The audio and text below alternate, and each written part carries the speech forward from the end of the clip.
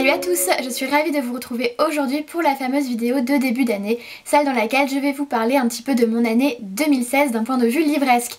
Mais avant toute chose, je vous souhaite à tous une très belle année 2017 et qu'elle soit notamment garnie de plein de très belles lectures. En 2016, j'ai lu beaucoup de livres et j'ai eu de très bonnes lectures. Je pensais vraiment pas avoir lu autant et j'ai regardé sur Livre Addict, j'ai quand même lu 58 livres, ce qui fait plus d'un livre par semaine. Et pour moi, je trouve ça juste énorme, surtout que j'avais vraiment pas l'impression d'en avoir lu autant. Et ce qui me plaît particulièrement parce qu'au final, la quantité, c'est pas bien important, je suis pas le genre de personne à me fixer un objectif de lecture. Ce qui est vraiment important à mes yeux, c'est la qualité et cette année, ça a clairement été une très bonne année, notamment comparée à l'année dernière où j'avais assez peu de très bonnes lectures.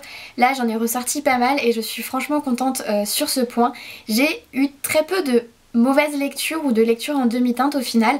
Je vais vous en parler rapidement dans cette vidéo aussi. Je vais pas que vous présenter mes coups de cœur de cette année puisque je pense que ça peut être intéressant pour vous de voir un petit peu ce qui ne m'a pas plu, mais j'ai juste 2 livres à vous présenter dans ce cas-là, donc voilà. C'est dire que cette année a été vraiment chouette niveau lecture. Donc je vais commencer tout de suite d'ailleurs par ces 2 lectures en demi-teinte. C'est pas non plus des livres que j'ai totalement détestés. Enfin bon, il y en a un que j'ai vraiment pas aimé et l'autre on va dire que j'ai pas aimé plutôt en demi-teinte que j'ai détesté. Et ces 2 livres sont finalement assez similaires puisque les 2 ce sont des thrillers. Je pense que c'est pas vraiment mon genre de lecture en fait. J'essaye mais j'ai jamais vraiment eu de très bonnes lectures avec un thriller. Donc bon, c'est peut-être pas fait pour moi. Toujours est-il que j'ai lu donc La fille du train de Paula Hawkins aux éditions Stonatine. Il me semble que j'ai lu aux éditions Stonatine. C'est un livre qui a eu beaucoup de très bons avis sur la blogo et c'est ce qui m'a tentée en fait. J'avais envie de tenter l'expérience moi aussi. Et j'ai été déçue parce que je me suis ennuyée pendant les 3/4 du livre.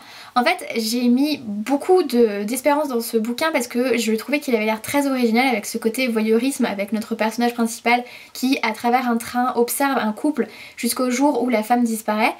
Et c'est pas ce qui a vraiment été exploité je trouve dans l'intrigue puisque on se centrait davantage sur les problèmes de notre personnage, enfin ses problèmes de couple et ses problèmes d'alcoolisme et l'enquête passait au second plan, ce qui fait que l'enquête ne m'intéressait plus du tout et en soi, de toute manière, même l'enquête n'était pas vraiment très intéressante et j'ai trouvé ça vraiment dommage que ce côté super cool de voyeurisme à travers un train ne soit pas davantage exploité dans ce livre-ci.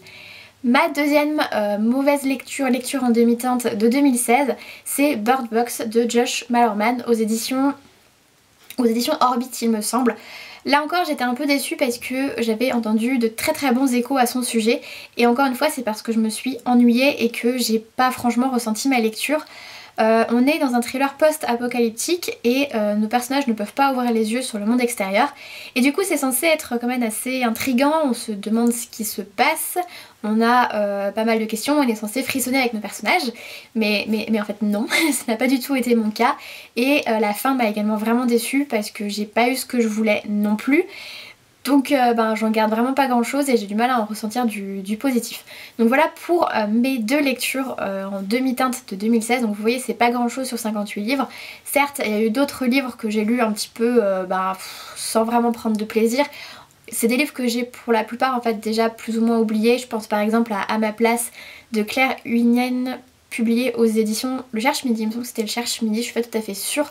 Ou par exemple À deux mains loup de Marie-Claude Vincent publié aux éditions Robert Laffont. C'est pas des livres que j'ai franchement pas aimés ou qui m'ont déçue, c'est juste que ils m'ont pas apporté quelque chose.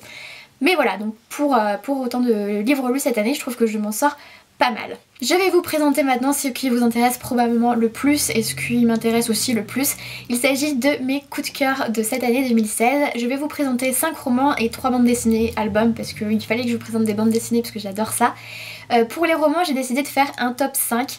C'est des livres qui sont globalement assez différents donc c'est pas forcément hyper logique d'en faire un classement, surtout que je les ai tous beaucoup aimés. Mais j'avais quand même bien envie de faire un top 5, je l'admets, et puis comme ça sera une montée en suspense, voilà, en commençant par celui que j'ai placé en 5ème position jusqu'à mon coup de cœur de l'année 2016. En 5ème position, je vous parle du livre de perles de Timothée de Fombelle publié aux éditions Gallimard. C'est un livre que j'ai lu tout récemment et dont je vous ai pas encore parlé. Timothée de Fombelle, c'est un petit peu un auteur phare de la littérature jeunesse pour moi, je ne suis jamais déçue par ses romans et encore une fois avec le livre de perles je n'ai pas du tout été déçue. J'ai même particulièrement aimé ce texte puisque je trouve qu'on y retrouve en plus des ingrédients un peu clés qu'on a dans les livres de Timothée de Fombelle, c'est-à-dire la grande aventure, l'intelligence, la poésie. On a un aspect un peu magique cette fois-ci et j'ai beaucoup aimé cet aspect-là. C'était un petit peu un nouvel étonnement, voilà, j'avais ce que j'avais d'habitude dans les livres de Timothée de Fombelle et là, paf, j'avais encore un truc en plus qui a fait que ce livre a été une encore meilleure lecture puisque j'ai eu cet étonnement, cette découverte malgré le fait que ce soit pas du tout le premier livre de l'auteur que je lisais.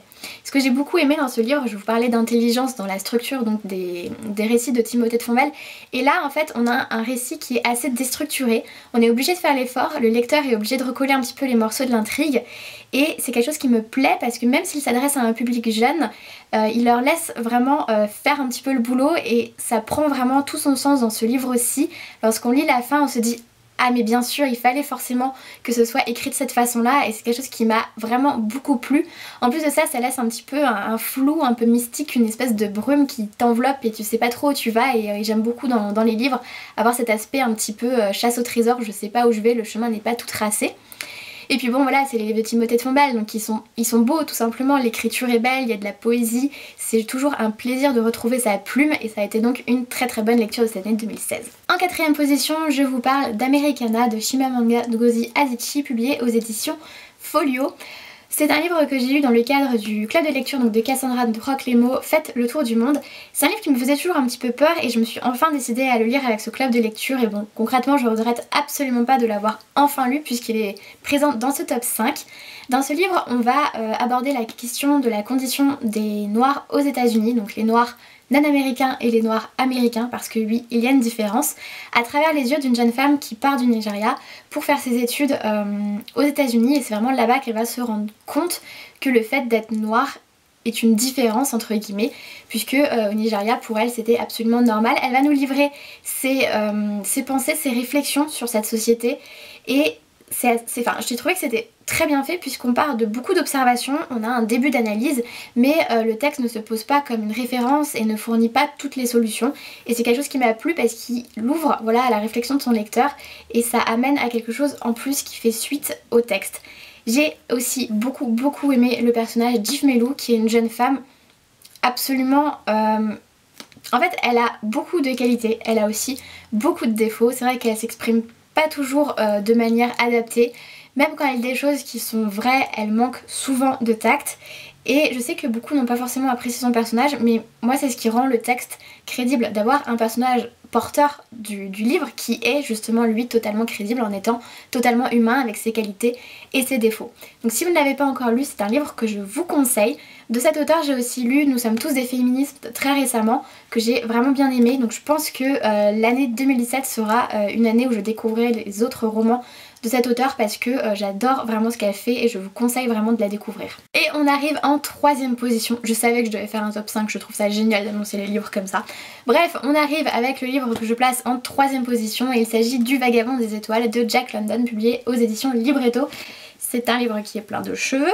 C'est un livre que j'ai trouvé fascinant. J'ai essayé de réfléchir pour trouver un autre mot que fascinant, mais c'est vraiment celui qui qualifie toute ma lecture. Il qualifie également le fait que, même en tant que grande lectrice qui lit beaucoup, souvent, c'est assez rare que j'arrive à m'immerger vraiment dans un livre au point de faire totalement abstraction de ce qui est autour de moi pendant de longues heures. Mais voilà, avec le Vagabond des étoiles, je pouvais lire avec deux personnes qui avaient une conversation à côté de moi, j'avais aucun souci. Et pourtant voilà, d'habitude j'y arrive pas, mais là il y a tellement de... Enfin, c'est impossible de décrocher de ce texte tellement j'ai trouvé la plume de l'auteur, mais fascinante, voilà, j'ai pas d'autres mots en fait que fascinant. J'ai l'impression qu'il pourrait parler de n'importe quoi, que je trouverais ça intéressant. Là, il va nous parler de notre personnage principal qui est emprisonné, condamné à mort et qui va subir les souffrances de la camisole et va réussir à détacher son esprit de son corps, de ses souffrances physiques. Et voilà, on va le suivre dans différents voyages qu'il fait, dans ses réflexions et j'ai trouvé ça hyper intéressant, hyper jouissif en fait de me rendre compte à quel point il y avait cet esprit qui restait vivant malgré ce corps qui peu à peu mourait et qui souffrait continuellement et j'ai trouvé ça voilà hyper intéressant. J'ai pas vraiment d'autres mots en fait que fascinant et intéressant, je me rends compte en vous en parlant, mais c'est vraiment pour moi ce qui ressort de ce texte. Et il va sans dire que je lirai d'autres livres de cet auteur. En deuxième position, je vous parle du Fils de l'ombre et de l'oiseau de Alex Cousteau, publié aux éditions Rouergue. sans grand étonnement puisque je vous ai déjà fait toute une vidéo pour vous expliquer à quel point ce livre avait été un coup de cœur. Mais voilà, c'est vraiment le cas, c'est un livre qui m'a fait ressentir énormément de choses, à la fois exaltation, quiétude, apaisement, sérénité, un mélange de tout ça à la fois. Et c'est quelque chose que je ressens encore maintenant lorsque je vous en parle, je me souviens de ce que j'ai ressenti à ma lecture. Et pour moi c'est hyper important, c'est ces sentiments qu'on peut avoir lorsqu'on lit. C'est souvent ce qui fait la différence et ce qui place un livre au-dessus d'un autre. Pour moi c'est ça, c'est les émotions, les sentiments. Dans ce livre, on va faire pas mal de voyages géographiques pour commencer puisqu'on va découvrir toute l'Amérique du Sud. On va également avoir un voyage historique puisque l'histoire se déroule sur 3 générations. Et en plus de ça, il y a ce voyage sensitif qui moi m'a tellement parlé.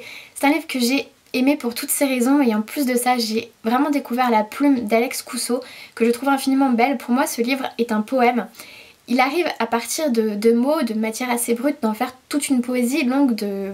genre je sais plus combien il y a de pages dans le bouquin mais il y en a quand même quelques-unes et à aucun moment on a l'impression que l'écriture n'a pas été travaillée pour ne pas en ressortir vraiment toute la beauté du texte. Là encore, comme Jack London, c'est un livre, qui m'a donné très envie de lire les autres romans de son auteur. Et je pense qu'en 2017, encore une fois, je découvrirai d'autres livres d'Alex Cousteau. Et pour finir, ma meilleure lecture de cette année, je ne doute pas que le suspense soit à son comble, je savais qu'il fallait que je fasse un top 5.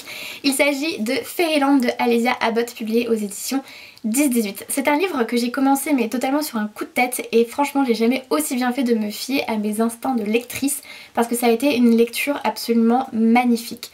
L'auteur en fait va nous parler de son père, donc c'est une biographie, donc à partir du moment où elle perd sa mère, ils vont s'installer tous les deux à San Francisco jusqu'au décès de celui-ci, donc victime du sida une vingtaine d'années plus tard. C'est un livre que j'ai aimé parce qu'il est vivant tout simplement. On a quelque chose de très vrai, de très banal. On a l'histoire d'un père et de sa fille. Certes, Steve est un poète assez reconnu qui fait pas mal de choses et qui a une vie plutôt remplie, mais on s'en fiche en fait. Ce qui est vraiment important, c'est ce lien qui unit cette fille et son père, et Alicia parle de cette relation d'une manière très honnête. Elle parle de son père en positif forcément, mais elle évoque aussi les points négatifs et elle se demande justement dans le texte si elle devait évoquer ces points négatifs, le fait que ce père ne soit pas parfait, et elle se dit que oui, parce que c'est ça la vérité et c'est ce qui rend cette histoire totalement crédible, et c'est le fait qu'on puisse également totalement s'y reconnaître et s'y immerger parce que c'est l'histoire de toute personne et c'est ce qui rend ce texte tellement vivant. Et c'est un texte qui est aussi très dur en fait à lire parce que au fur et à mesure qu'on avance dans l'histoire, on a les ravages du sida qui commencent à prendre forme. On voit toutes les connaissances du père et de sa fille se consumer et mourir les unes après les autres, et on sait que ça va également être le cas de Steve, et c'est extrêmement dur d'avancer dans le texte en sachant cela, mais c'est un livre qui est tellement à lire pour tous les sentiments qu'il fait passer à son lecteur, pour cette immersion complète dans cette relation sans pour autant que ce soit du voyeurisme, loin de là. Voilà, c'est un livre qui est très beau, très poignant et qui est écrit d'une manière très délicate. J'en ai assez peu entendu parler sur la blogosphère et j'espère qu'en vous en le présentant comme ma lecture de 2016, ça vous donnera envie de le découvrir. Et pour finir, je vais vous parler des 3 albums bande dessinée que j'ai le plus aimé cette année. J'ai pas fait de top 3 cette fois-ci parce que là clairement ça avait aucun sens. Les 3 je les ai adorés pour des raisons différentes et je vais donc vous parler des 3 sans ordre précis. Donc encore une fois, sans grand étonnement puisque là aussi je vous ai fait une vidéo dessus, j'ai adoré Tout là-haut de Morgane Decadier et Florian Piget, publié aux éditions Oncle Fay. C'est un livre tout simple qui va nous raconter l'histoire donc de ces ours qui vont voir quelque chose dans le ciel un jour et ils vont essayer de comprendre ce que c'est, mais pour comprendre ce que c'est, ils vont devoir s'entraider les uns et les autres. Je vais vous montrer quelques planches parce que je trouve que c'est juste hyper mignon. Voilà. Et regarde que quand vous ouvrez le livre, vous avez directement 2 plages remplies de mouettes et je trouve ça juste excellent. Donc voilà, je vais pas m'attarder davantage dessus mais ça a été une très bonne lecture. Pour rester dans les ours, je vous parle ensuite de Björn de Delphine Perret, publié aux éditions Les Fourmis Rouges. C'est le livre qui a remporté les pépites au salon de Montreuil, je ne sais plus dans quelle catégorie, mais il en a remporté un et du coup j'avais super envie de le découvrir. C'est un petit livre qui met en scène un ours, Björn, dans des histoires un peu de la vie de tous les jours, et globalement il met en scène le fait qu'il ne se passe pas grand chose dans la vie de Björn, et moi j'adore. J'adore le fait d'avoir des livres qui parlent de la vie de tous les jours sans la romancer, sans qu'il y ait plein de paillettes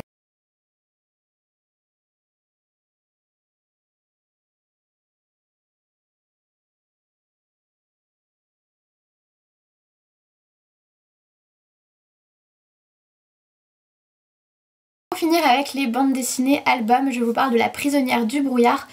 Je ne me rappelle plus le nom des auteurs mais je vous le mettrai dans la vidéo et c'était publié aux éditions Casterman. C'est un album que j'ai particulièrement apprécié pour son aspect visuel qui est juste magnifique, mais c'est juste une œuvre d'art en fait. Chaque page c'était l'émerveillement à chaque fois, donc je vous mettrai des images également, des illustrations si j'en trouve parce que je l'ai malheureusement laissé à Grenoble donc je peux pas vous le montrer, ce qui est bien dommage. Et en plus de ça, c'est vrai que son histoire est également très jolie, très poétique. C'est un album que je vous conseille vraiment et qui vous fait passer un très bon moment. Donc voilà, j'arrive à la fin de cette vidéo bilan de mon année 2016. C'est une année dans laquelle j'ai également lu pas mal de choses différentes de ce que je pouvais lire jusqu'à présent. C'est vrai que j'ai un petit peu laissé de côté le young adult que j'ai beaucoup lu en 2015 et donc je me suis très vite lassée parce que je trouve que y a des schémas qui reviennent tout le temps et il n'y a pas du tout d'originalité derrière. Et finalement je le lisais, c'était chouette sur le moment, mais j'en garde pas grand chose après, alors que cette année j'ai essayé de lire des livres un peu différents qui pour la plupart me tentaient depuis longtemps et qui effectivement me laissent quelque chose après coup. Alors j'en ai lu un petit peu de young adult cette année, j'ai lu Phobos que j'ai bien aimé, j'ai lu Cité 19 que là pour le coup j'ai pas franchement aimé parce que justement on avait encore une fois la même chose que d'habitude. Et je pense que voilà, pour l'année 2017 je vais continuer à essayer de lire des choses un petit peu différentes, de varier les plaisirs. J'ai lu pas mal de fantasy cette année aussi, enfin plus que d'habitude en tout cas. Et voilà, et là aussi je vais essayer d'en lire encore un petit peu en 2017. Donc voilà, j'espère que votre année 2016 a également été riche en lecture. N'hésitez pas à me partager vos coups de cœur, que pourquoi pas je puisse les découvrir et les lire en 2017. Et j'espère les aimer autant que vous. Je vous fais à tous de très gros bisous et je vous dis à bientôt.